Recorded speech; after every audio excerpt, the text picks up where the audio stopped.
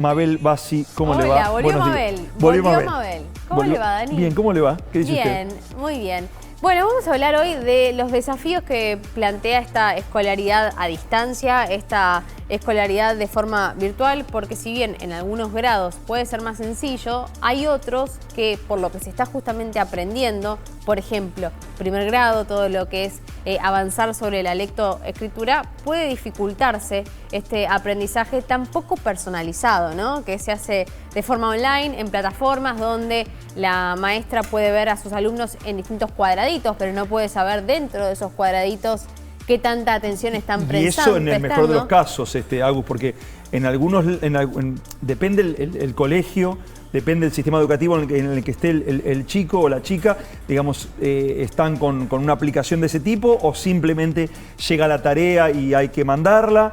También hoy hablaba con una amiga que tiene una niña pequeñita en edad de jardín de infantes, que también le mandan cosas en el jardín, pero me dice, es muy difícil porque no lo quiere hacer. Viste que un niño una niña de 1 año y medio, 2 años, te dé bolilla. Y además va a ser muy difícil que el jardín de infantes vuelva, porque anda a ponerle a un chiquito que tenga distancia social o que se ponga un barbijo, un nene de 2 años. Bueno, son muy cuestiones difícil. que empiezan a resonar. ¿Qué va a pasar con este ciclo lectivo donde todavía no estamos en vistas de retornar a las clases? ¿Qué pasa con estos papás que en realidad también en la gran mayoría de los casos están trabajando? Exacto. Y tienen que también cumplir este rol de docentes, información docente? ¿Y cómo afecta esto en el proceso de aprendizaje de los chicos que habían empezado, que estaban, ¿no?, en periodo de adaptación y abruptamente se cortó por esta situación de cuarentena? Y para ampliar este tema y para hablar de esto, la tenemos en comunicación a Andrea Abadi, médica psiquiatra, directora del Departamento Infanto-Juvenil de Psiquiatría de INECO. Buenas tardes, Andrea, Agustina y Daniel te saludan. ¿Qué tal? Buenas tardes, ¿cómo les va? Muy bien, te escuchamos fuerte y claro, que eso ya es un montón, ¿eh? Es un montón. Buenísimo. Bueno, nada, estábamos empezando a desgranar ese tema que tiene tan preocupado también a gran cantidad de padres y muchas veces también a los chicos que se frustran ante no poder concentrarse o no poder resolver determinados tipos de tarea. Y bueno, también son cosas que estamos aprendiendo todos, tanto padres como educadores y escuelas. Sí, yo creo que esto tenemos que tener en cuenta que no es una enseñanza a distancia, porque las plataformas que estamos usando tampoco no estuvieron pensadas para esto. Algunos colegios recién después de 1 mes y medio están incluyendo algunas plataformas que son más afables para hacer un intercambio con los alumnos, pero claramente tampoco las metodologías docentes al día de la fecha no habían tenido una formación los docentes en educación a distancia. Hay todo un rubro por descubrir en ese sentido que lamentablemente esto no dio tiempo.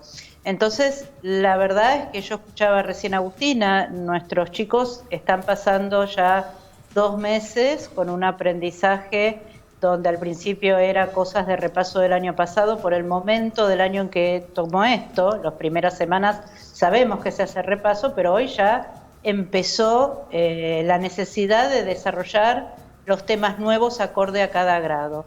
Y nosotros sabemos que aprender no es solamente hacer una tarea sobre un tema, más en los grados de primer ciclo de la primaria, donde el chico depende mucho de la explicación del docente para después poder ejecutar, donde el docente necesita tener una mirada personalizada muchas veces sobre cada niño, donde va a hacer una explicación según la necesidad y el feedback que le dé el chico. Todos los que enseñamos sabemos que no es lo mismo el feedback que recibimos en el 1 a 1 presencial que dentro de lo que es un marco virtual. Andrea, sin uno u otro, son diferentes. ¿Qué efectos crees que esto está teniendo ya desde ahora en los chicos, este tipo de educación y el corte también que se produjo? Mira, yo creo que en realidad lo que tenemos que tener conciencia o lo que tienen que tener conciencia los educadores, que este año lectivo de los chicos va a tener grandes agujeros dentro de lo que es el aprendizaje y que esto va a ser una cuestión que vamos a tener que retomar, no a modo de este tema ya se dio, y entonces pasamos al siguiente, ¿no? No con esto que a veces sucede, que uno ve hacia fin de año que los docentes necesitan cumplir con una currícula y bueno, y avanzamos, sino que van a llegar con aprendizajes muy diferentes dentro del curso, donde cada chico aprendió lo que pudo, donde papás que pudieron generar un espacio de enseñanza lo han hecho y otros que hicieron un espacio sencillamente de completemos la tarea. Yo estoy seguro que más de un papá está terminando las tareas de los chicos para no atrasarlos. Y esto se transformó como una carrera contra el tiempo. Y un gran estrés, además, Andrea, un gran estrés, porque la casa no está, muchas veces están haciendo la tarea los chicos mientras el papá está trabajando, inclusive adentro de casa, porque no puede salir, o están cocinando, o están conviviendo con los abuelos, con los demás hermanitos, con otro que está desayunando mientras estoy haciendo la tarea, digamos, no están en un lugar tranquilo, en el cono del silencio, tranquilos como en un aula, trabajando. Y realmente se hace muy difícil. Algunas escuelas, lo estoy viendo yo, por lo menos la experiencia que tengo contactándome con algunos papás, algunas escuelas privadas se ponen realmente muy duras. Otras no, lo están tomando de la manera que tiene que ser.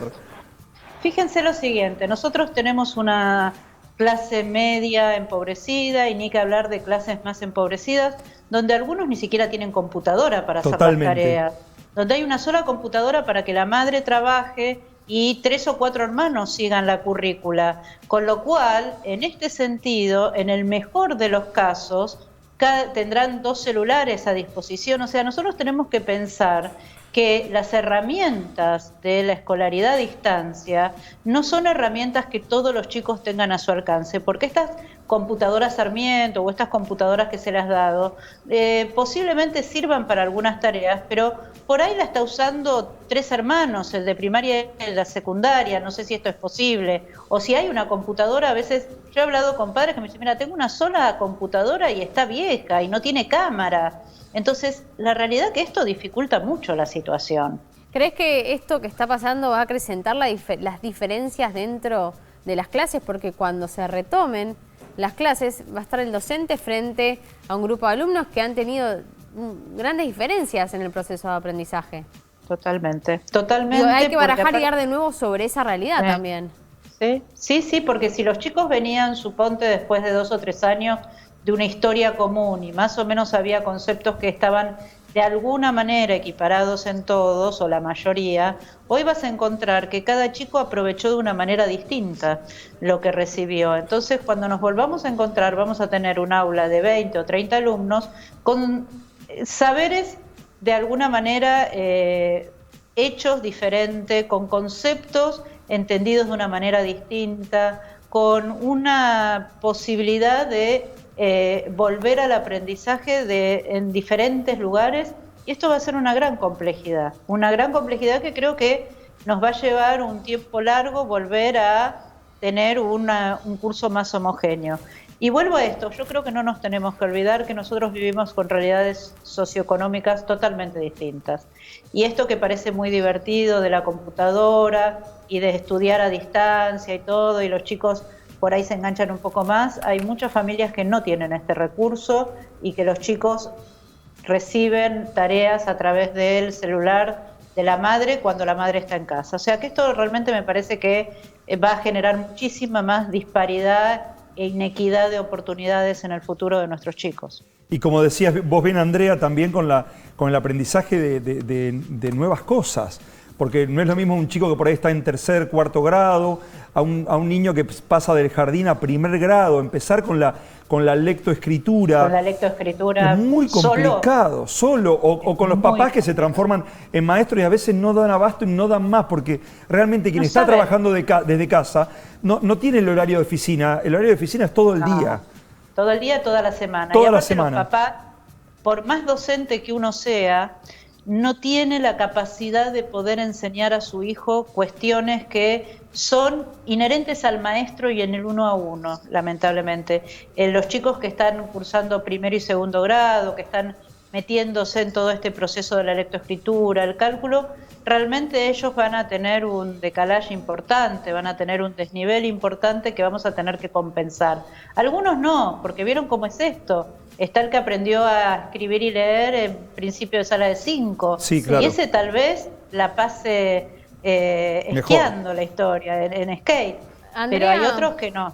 ¿Y qué es lo más recomendable para una mamá, para un papá que se queda en casa con más de un hijo, por ejemplo? Situación, armar una especie de clase conjunta, digamos, porque también es una docente para más de un alumno.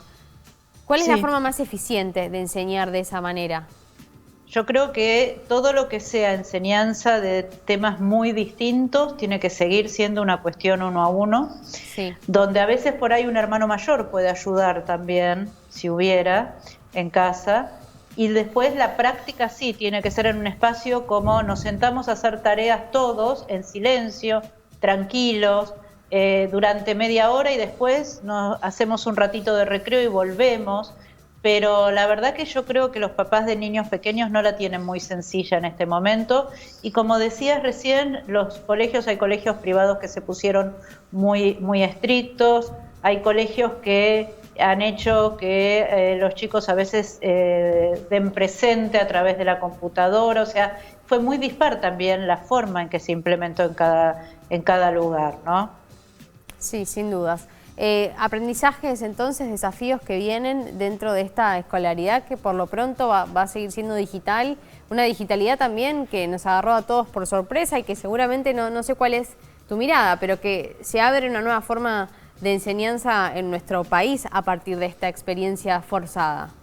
Sí, yo creo que los docentes tienen una oportunidad de capacitarse en estas cuestiones, porque también pensemos que la docente es una mamá que tiene a sus propios hijos, sus propias situaciones domésticas, y entonces tampoco es que esto es el mejor de las situaciones, ¿no? Para ellos. Y la verdad que creo que todos los que hacemos docencia de alguna manera, tenemos que pensar que lo digital es una gran ayuda, pero que tenemos que saber usarla y que hay muchos programas, realmente hay muchísimos, pero hay que tener un tiempo para entrenarse en el uso.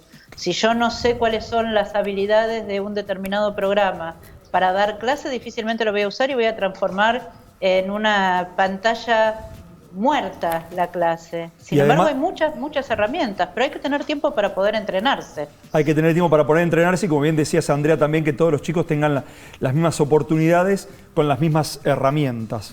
Andrea, muchísimas gracias por esta comunicación. Gracias a ustedes. Que tengas una buena tarde. Igualmente para ustedes y quédense en casa. Así es, nos quedamos en casa, como dice Andrea. Agustina, ¿nos vamos a un corte? Vamos a un corte. Ellos en casa, nosotros acá, para entretenerlos e informarlos. Pausa breve y ya volvemos con más. Hoy nos toca acá, en el canal de la ciudad.